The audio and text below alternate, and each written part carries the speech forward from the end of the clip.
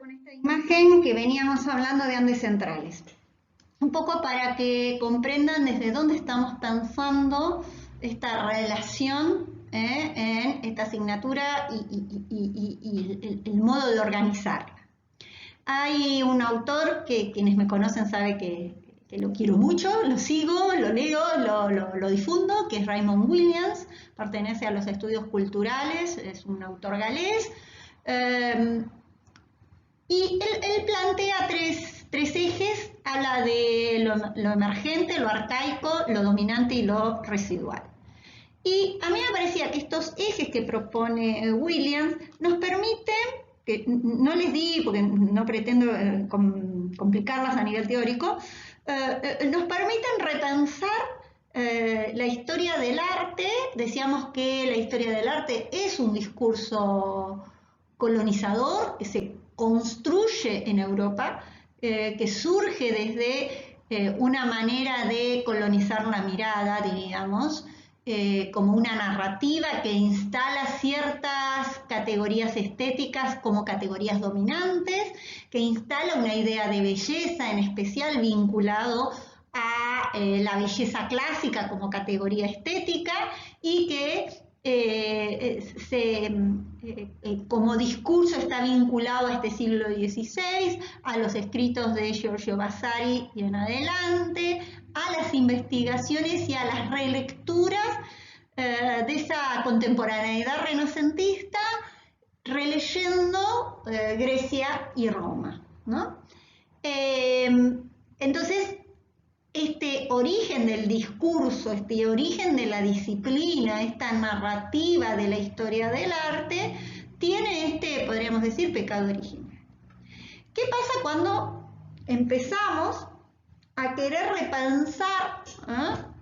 Yo les decía que en mi facultad, si bien veíamos en historia del arte América Antigua, también lo veíamos en arqueología, ¿no? Teníamos dos materias de arqueología que nos daban arqueólogas y nos daban otra mirada y quizás otras culturas, pero podíamos ir construyendo y reconstruyendo este pasado de la América.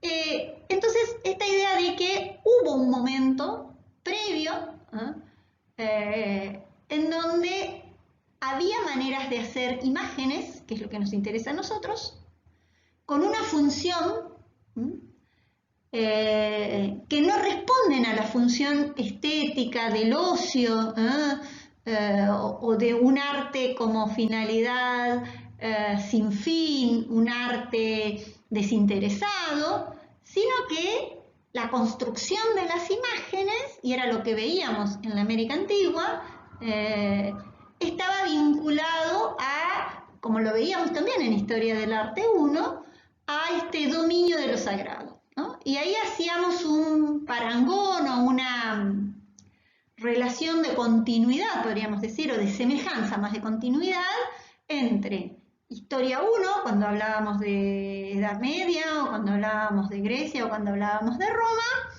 y América Antigua, podríamos decir, ¿no? En donde las imágenes, ya sea esculturas, cerámicas, pinturas, y también arquitecturas, ¿no?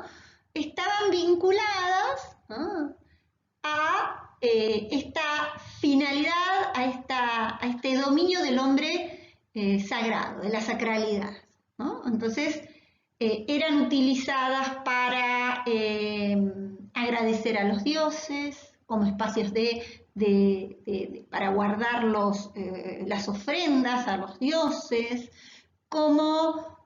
y también con una finalidad política, digamos, ¿no? Vinculadas a mostrar esta magnificencia, ¿no?, de ciertos pueblos, de ciertas culturas. En eso podríamos encontrar similitudes. Pero ¿qué pasó?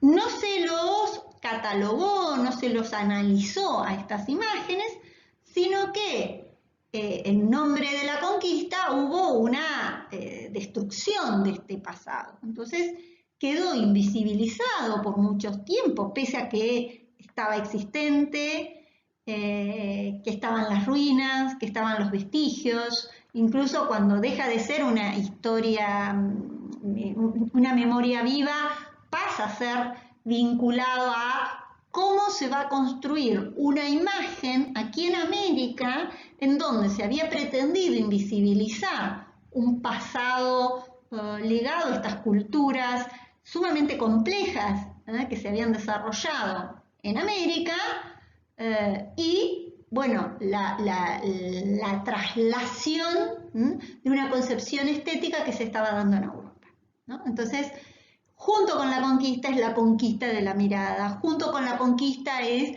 la conquista de cómo veo, cómo represento, pero esa conquista, esa dominación no se da en forma de bloque, sino que siempre se da como proceso, como en donde esos procesos implican que permanentemente están siendo puestos en tensión, ¿no? Entonces, ese subalterno, ese dominado, ese vencido, busca, ya sea intencional o no intencionalmente, caminos por donde expresar, por donde representar su visualidad, su cosmovisión, su manera de concebir el mundo, aprendida y naturalizada también, ¿no? Entonces, por eso, esto que les digo, esta diapositiva la repito cuando volvamos a colonial, pero para que vean por qué me interesa recuperar esta América antigua y en especial, dijimos, dentro de América antigua, estas dos áreas nucleares que dijimos que por una cuestión didáctica se organizaban, me quedó muy largo, en áreas nucleares y áreas periféricas que podemos encontrarnos en distintas regiones de América Latina, pueblos nómadas, pueblos que están empezando a asentarse y que empiezan a armar pequeñas comunidades, pero hay una característica que, dada la complejidad cultural que llegan hasta lo que podríamos decir, usando un término de nuevo moderno, la construcción de imperios, ¿no? Que van a ser estas culturas, estas áreas nucleares, ¿no? Entonces, veíamos culturas madres, en el caso de Andes Centrales hablábamos de la cultura chavín, que marca, que construye estas marcas a las que se vuelve, se regresa, se revisita y marca una regularidad y marca una identidad también en la imagen, en las imágenes, en las representaciones, en las construcciones, pero también podemos encontrar un segundo momento de estas culturas clásicas que nosotros habíamos elegido, la cultura moche, ¿no? Y vamos a finalizar con dos culturas que pertenecen a lo que es el posclásico, que es cultura chimú y cultura del Tahuantinsuyo, o más conocida como cultura inca. Esta última la vamos a analizar hoy, la vamos a dejar entre paréntesis para revisitarla con los ojos, ¿no? Porque es con lo que van a convivir, ¿no?, los españoles, ¿no?, que se van a instalar, ¿no?, en lo que hoy sería la zona de Perú, la zona de Bolivia, ¿no? Y allí la importancia de, bueno, la escuela cusqueña en pintura, toda la tradición limeña, toda esta influencia del virreinato del Perú, que llega con influencias al noroeste argentino, pero que está vinculado a estos caminos de Inca, a esta manera de concebir el territorio, a estas regiones pensadas desde el Tahuantinsuyo, ¿no? Y en ese marco es que la idea era, la semana que viene lo convocábamos y lo vamos a convocar, así que no se pierdan que tenemos el encuentro sincrónico con el profesor Larsen, que él trabaja desde una propuesta de resignificar esta tradición de los quipus. Nos vamos a la cultura chimú. Es una cultura que surge cuando empieza la decadencia del imperio Wari, ¿no? ¿Se acuerdan que yo les comentaba que Tiahuanaco se desarrolla y se produce un intercambio con la cultura Wari, que era mucho más guerrera, y en esa conjunción se consolida esta cultura de Tiahuanaco Wari? Cuando cae este imperio,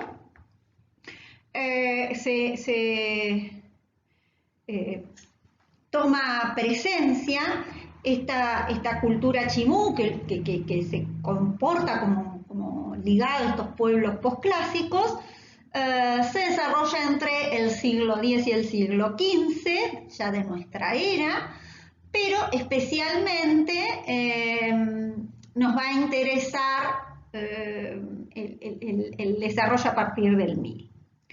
Ocupan la misma zona, un área similar a esa costa norte cerca de Trujillo que veíamos cuando hablábamos de la cultura chimú, ¿no? Es decir, un paisaje bastante, es un paisaje desértico.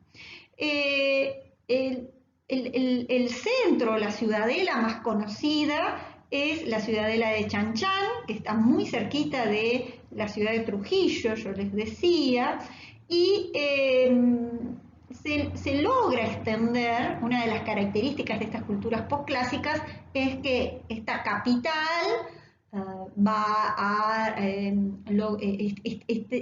a lograr una gran extensión, estos imperios, estos pueblos logran una gran extensión, ¿no? Una gran expansión, ¿no? Que aparentemente llegaba a la totalidad del territorio costero de esta mitad norte de Perú. Por el este, su expansión quedó marcada por una frontera que se definió a partir de la cordillera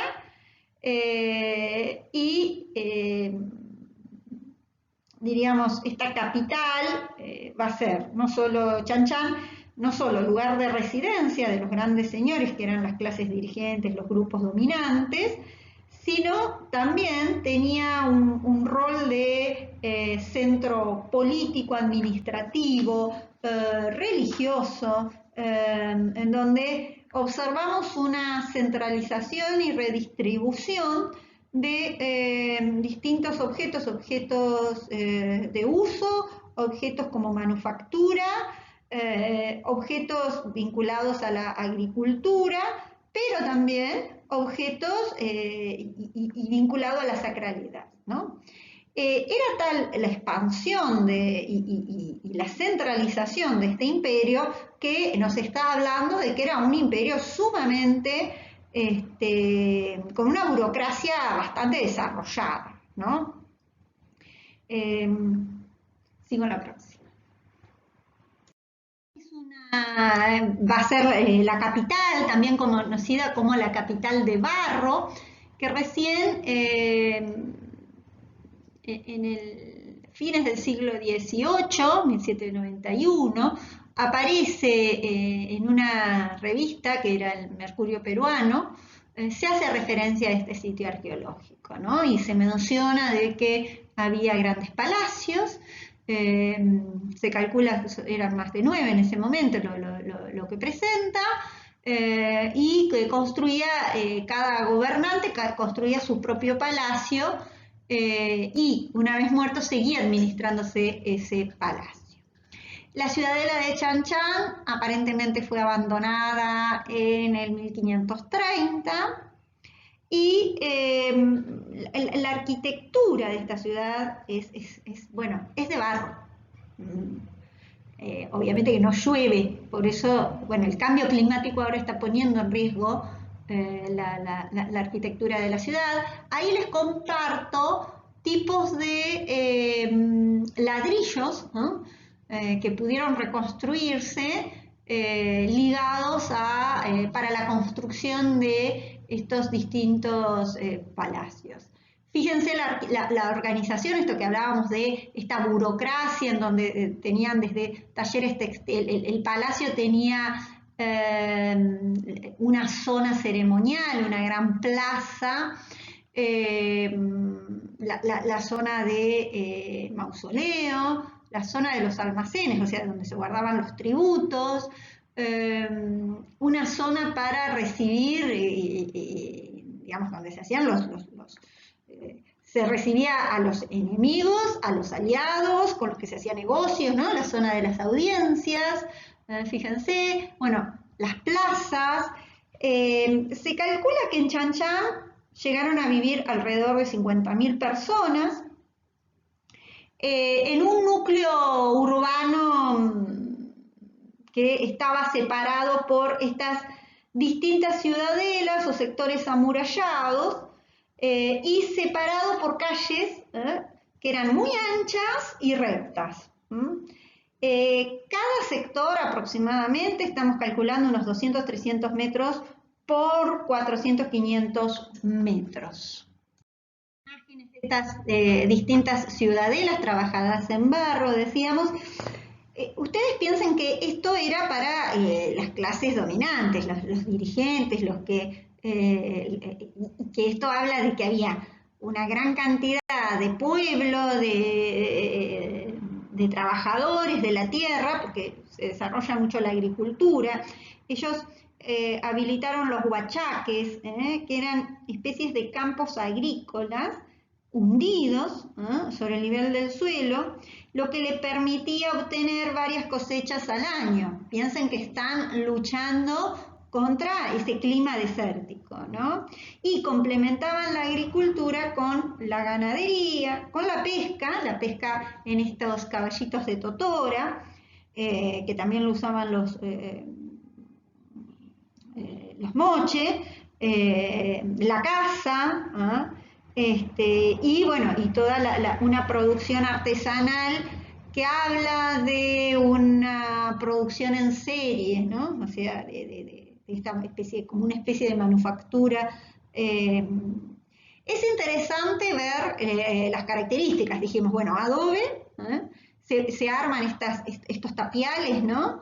De tierra prensada, y encofrados, y por medio de los encofrados hacían muros que son más de 9 metros aproximadamente, y fíjense el espesor de los muros, unos 3 metros, lo cual eran ambientes frescos en verano, porque hace muchísimo calor en verano, y muy cálidos en invierno, y hay mucha amplitud térmica aparte. Los adobes tenían, se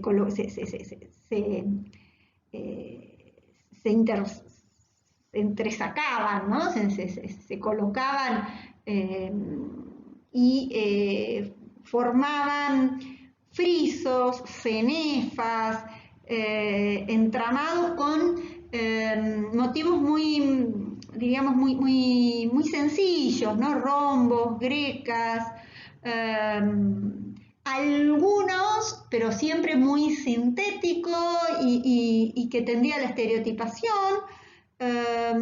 una esquematización de motivos zoomórficos como peces o pájaros, o, bueno, allí ven algunas de las representaciones en la decoración de los muros, o vegetales también, ¿no?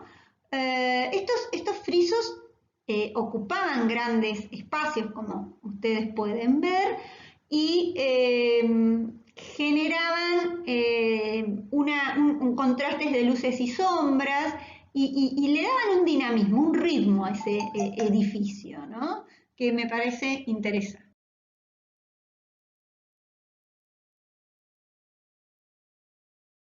La cerámica, se utilizaba esto que decíamos, ¿no? Es decir, eran centros también de venta entre comillas, porque no tenemos que pensar en la propiedad en un sentido capitalista, pero sí de intercambio en estos mercados tan típicos para pensar América Antigua. Aparte de este desarrollo de la cerámica, porque obviamente hay toda una tradición en el desarrollo de la cerámica en la región, que tenía, ya sea cerámica de uso ceremonial o cerámica de uso doméstico, y que esto que les decía, que había una preponderancia de colores y eso se armó distintos tipos y que utilizaban los moldes, ¿no? Y esto llevó a una cierta simplificación y estereotipación de las piezas, ¿no? Llama la atención el desarrollo de la orfebrería, ¿no? En este caso, bueno, el tumi, que después lo vamos a ver también representado en la cultura del Tahuantinsuyo, ¿no? Es más, artesanos chimú van a ser retomados, llevados y van a abastecer a la zona de Cusco, la zona, ¿no? Al Imperio Inca. Mantiene entonces esta simetría, podríamos decir, el uso de oro, de plata, de cobre, del uso de distintas técnicas, ¿no? Desde moldear por percusión, el martilleado, el repujado, ¿no? La presencia de la luna, ¿no? De ciertos personajes, la luna, el sol, el dios sol, la incrustación de piedras preciosas, ¿no? La decoración en relieve, pueden observar, y esto decíamos, bueno, el uso de molde, ¿no? El desarrollo también de cerámica escultórica, y todo un desarrollo también de tanto cerámica como orfebrería con finalidades funerarias, ¿no? Estos cuchillos ceremoniales, ahí tienen un tumi, tenían la hoja de media luna, ¿eh? Y en el mango, ¿no? Se trabajaba con repujado, fíjense como en este caso tiene piedras turquesas, ¿no? Bueno, que se podían conseguir en la zona.